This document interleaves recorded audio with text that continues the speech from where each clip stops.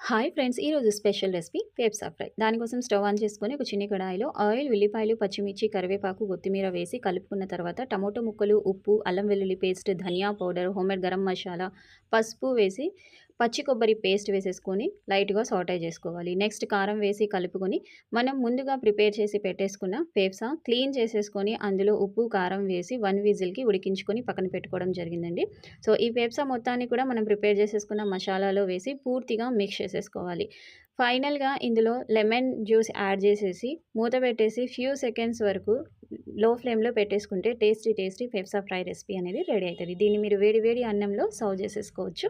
చాలా టేస్టీగా ఉండిద్ది. ఈ రెసిపీ మీకెలా అనిపించిందో కామెంట్ సెక్షన్‌లో నాతో షేర్ చేయండి. ఈ రెసిపీకి ఒక చిన్న లైక్ ఇవ్వండి. మీ లైక్ అనేది నా నెక్స్ట్ వీడియోకి మోటివేషన్. ఛానల్‌ని కొత్తగా విజిట్ చేసిన వాళ్ళు సబ్స్క్రైబ్ చేసి మన ఛానల్‌ని సపోర్ట్ చేయండి. మళ్ళీ ఇంకో కొత్త టేస్టీ రెసిపీతో మీ ముందుకొచ్చేస్తాను. అప్పటి వరకు థాంక్స్ ఫర్ వాచింగ్. బాయ్.